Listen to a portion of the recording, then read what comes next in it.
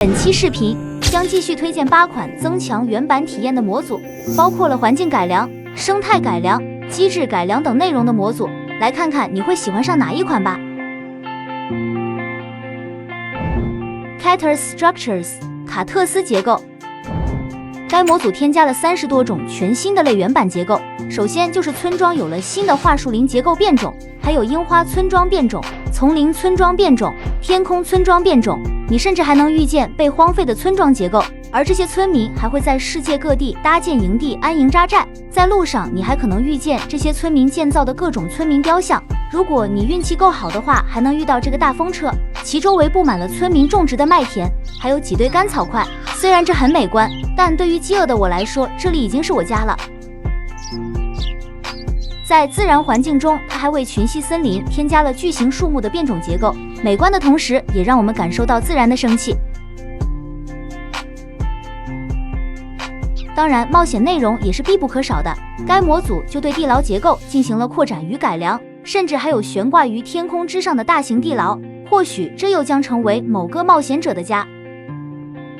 当然，以上这些还不是该模组的全部内容，但作者团队 Explorers Eden还为该模组做了3个单独内容的子版本可供选择，所以对于自然建筑爱好者，这款模组绝对是值得一试的。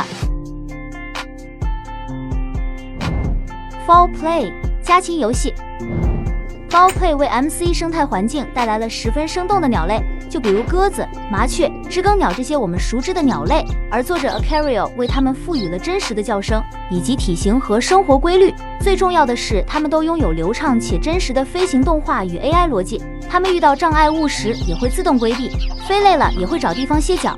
如果你惊扰了鸟群其中一只鸟，那么其周围的鸟也会受惊吓飞散开来。鸟群飞舞的样子也为 MC 增添了一份自然的氛围美感，就是可惜这些鸟还不能投喂和驯服。当然，该模组还在测试阶段，它还需要一些时间。Happy Cast 快照更新的快乐恶魂无疑是近年来 MC 最棒的更新内容，因此这个内容很快就被制作出了模组，让我们在现版本就能玩到如此有趣的内容。当然，上魂模组也不止一个，我们根据自己所需的版本选择就行。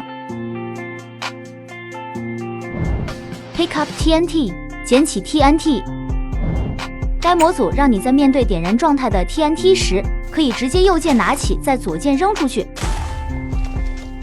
甚至可以主手手持 TNT 用副手打火时点燃，然后再扔出去，实现远程投弹打击。如果你在骑上快乐恶魂飞在空中的话，那么你将实现最符合原版 MC 机制的空袭。如果你觉得视觉效果还不够华丽，可以接着看下一款 Explosive Enhancement 爆炸动画增强。该模组就增强了爆炸动画的视觉效果，使其看起来更显眼、更具像素风，同时还增加了水下的爆炸效果，非常适合喜欢简约动画效果的玩家。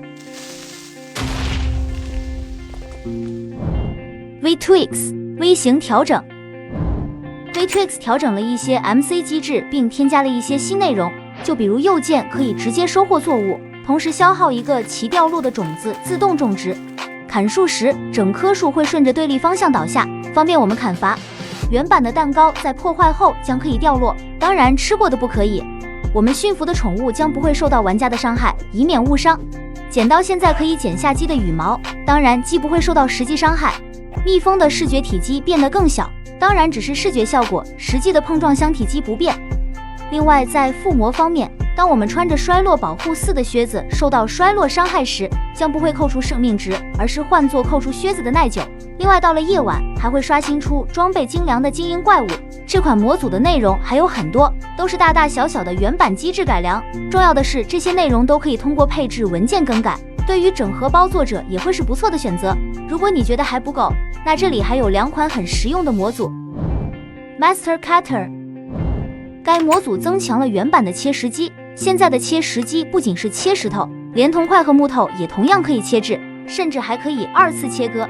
例如铜门还能再切成2个活板门，部分物品甚至还可以回收，就例如铁轨可以回收成3颗铁粒，一些方块更是可以进行分解回收。